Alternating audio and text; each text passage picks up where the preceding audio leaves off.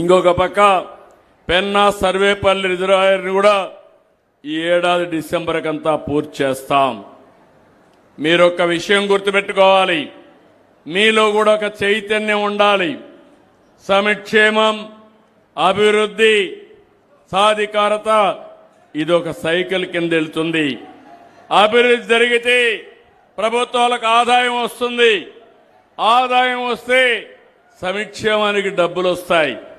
అప్పులు చేస్తే తర్వాత అప్పులు ఇచ్చేవాళ్ళు కూడా ఉండరు. ఈ విషయం కూడా మనం గుర్తుపెట్టుకోవాల్సిన అవసరం ఉంది.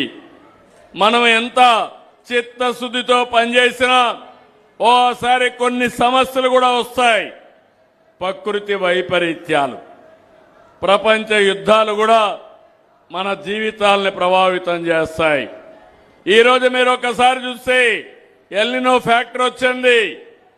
యూరోప్ అంటే మీకు ఒకటి గుర్తుంటుంది, ఇది మన ఊర్లో వచ్చిన సమస్య కాదు, ప్రపంచాన్ని ఏదిస్తున్న సమస్య.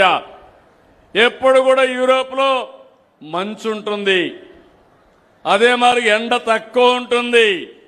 సమ్మర్లో కూడా 30 డిగ్రీల కంటే తక్కువ ఉంటుంది.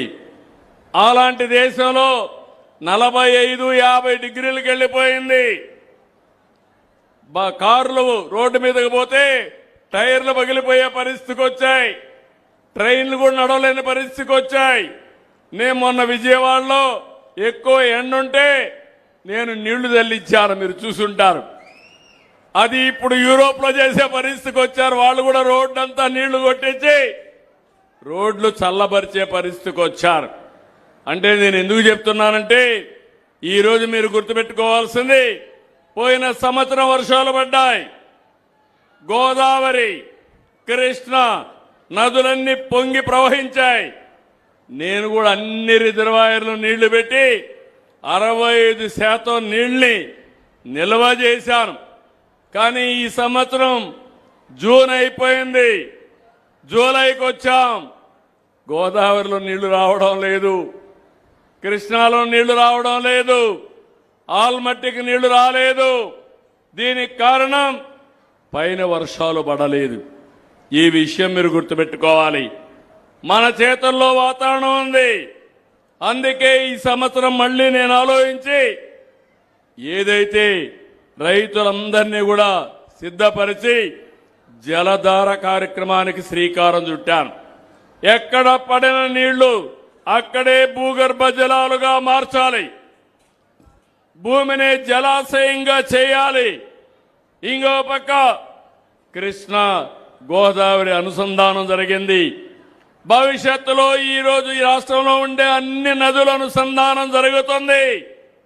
రేపు రాబోయే రోజుల్లో శ్రీశైలం కానీ నాగార్జున సాగర్ నుంచి కానీ నీళ్లు వస్తే మీ సోమస్యలకి కందలేరుకొచ్చి ఇక్కడ నీళ్లన్నీ కూడా కావేరి వరకు తీసుకుపోవాలని, గోదావరి కావేరి లింక్ చేయాలని కేంద్రం ఈ రాష్ట్ర ప్రభుత్వం కూడా ఒక సంకల్పంతో ముందుకున్నాం. ఇది వస్తే ఇక్కడ ఏ మాత్రం కూడా నీటి సమస్య ఉండదు.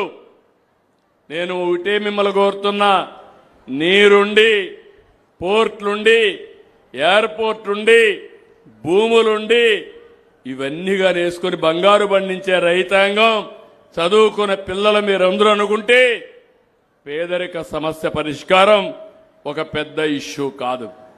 ఇంకొక విషయం గుర్తుపెట్టుకోవాలి, ప్రపంచంలోనే పెను మార్పులు వస్తున్నాయి. కరెంటు విషయంలో ఒకప్పుడు మీరు చూస్తే ఎక్కడో కరెంటు ఉత్పత్తి చేస్తే మన దగ్గరకు వచ్చేది. మీ ఇల్లే కరెంటు ఉత్పత్తి చేసే కేంద్రం ఇప్పుడు సోలార్. మీ పొలమే కరెంటు ఉత్పత్తి చేసుకునే కేంద్రం. ఈ విషయంలో కూడా మీరు సహకరించాలి.